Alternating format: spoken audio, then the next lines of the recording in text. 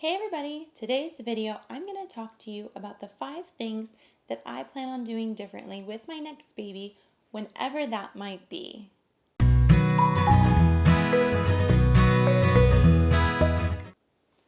Being a first-time mom is really hard. You are thrown headfirst into this crazy world of baby. You are learning so much so fast that there might be things that you end up doing differently than you expected you would do, or you might end up doing something wrong and you had no idea because you're brand new at this. I know that was the case for me. There are at least 5 things, there's probably way more than that I thought I would do differently before I had the baby, and now looking back, I do want to do it differently for the next baby. That's the good thing about having another baby, is that you learn from your first one.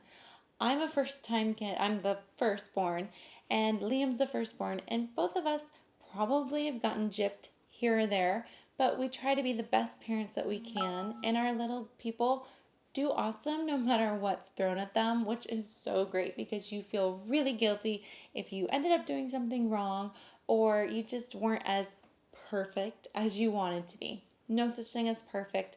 We're all human. So these are the 5 things that I plan on doing differently next go around, whenever that might be. Could be soon, could be later, have no idea. So the first one is breastfeeding. Now, this was a major deal for me.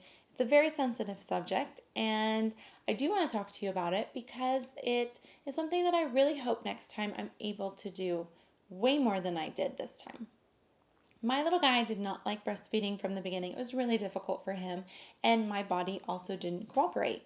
So I'm really hoping next time my body produces what it's supposed to, I will go by any means necessary to get that milk to come in, because it didn't come in last time. I tried lots of different things, but next go around, I'm going to try so much harder to get my baby to latch and just to breastfeed so I can have that bond.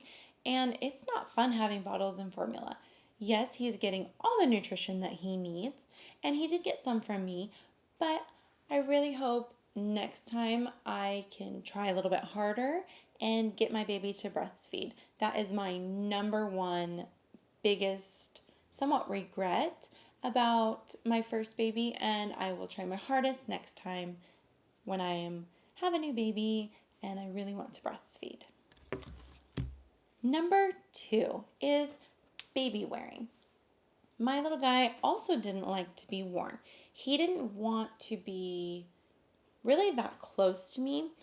It actually was for anybody. He didn't really like laying on our chest. The very first few days, actually probably like the first week he did, but after that he was like, leave me alone. I just want to sit and chillax. And ever since then, he doesn't really like to be held. He only wants to be held to go places. And that is constant. But if I'm just sitting there with him, no, doesn't want anything to do with it. So I hope my next baby does like that, because I do like that closeness. I want to hold my baby, and I know I'm going to be so busy with Liam as he's toddling around. And next go around, I really hope that I can baby wear a lot, because I proved with my first one that I didn't wear him, and he still wants to be held and carried everywhere. So I don't really think it matters about how much you hold them or wear them. They're going to end up wanting to be carried around if they can't get there themselves, no matter what. So why not enjoy that cuddly time? And who knows, maybe next time I'll get a cuddly baby. Here's hoping. My number 3 is tummy time. Once again, Liam didn't like tummy time. He would freak out whenever you put him on his tummy. When I mean freak out, I mean screaming, kicking. This is like on week 2 or 3. He hated it. He would bury his face into the carpet or the blanket or wherever I had him. Even though I'm sitting right there talking to him, trying to play with him, no matter what we did, he hated it so bad. The only way you could calm him down was to flip him over, to kind of prop him up. Now I don't know if it's because he did spit up a lot and maybe it just didn't feel good. He might have had some form of reflux, but it never affected his weight. So we never really even got him like checked for it.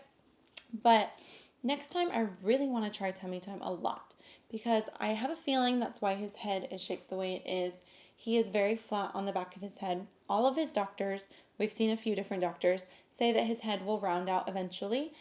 Very slow process, and we didn't want to put him in one of those helmets just because it's a 24-hour type thing. It is only cosmetic. It's only the back of his head. I mean, you can kind of tell it's just a little misshapen from the top, but his face is completely normal. He's growing the way he should.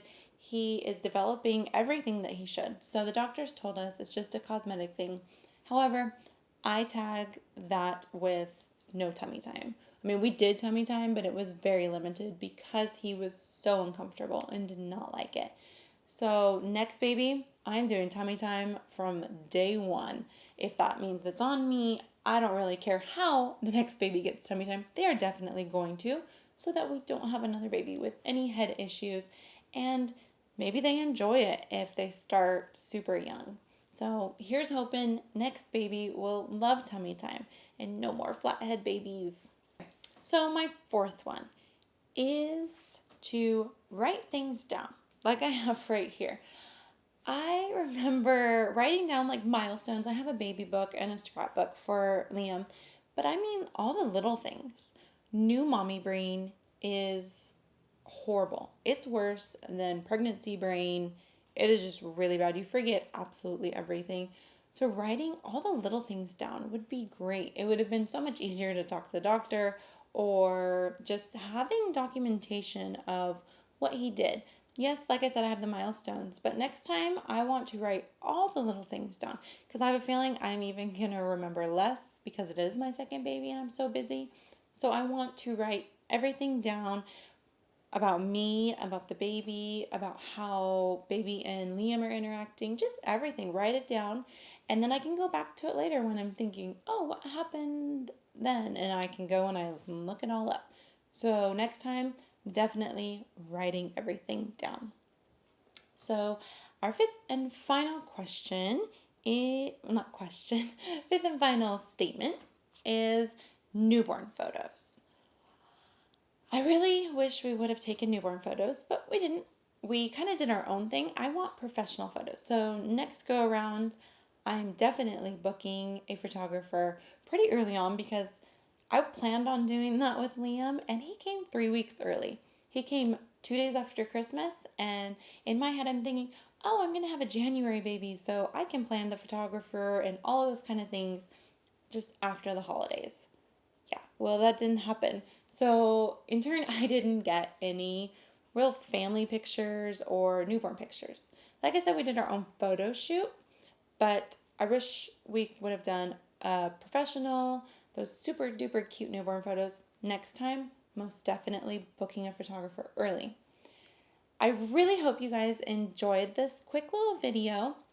Leave me a comment down below if any of these things I've mentioned pertain to you. Maybe you feel like you're in the same ballpark as me.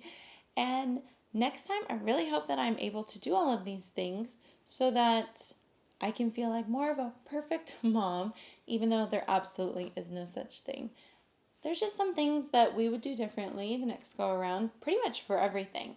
So give this video a big thumbs up if you liked it. Make sure to subscribe. Like I said, leave me a comment down below. Ask me any questions that you want and I'll try to answer them. And I hope to see you in my next video. Bye guys.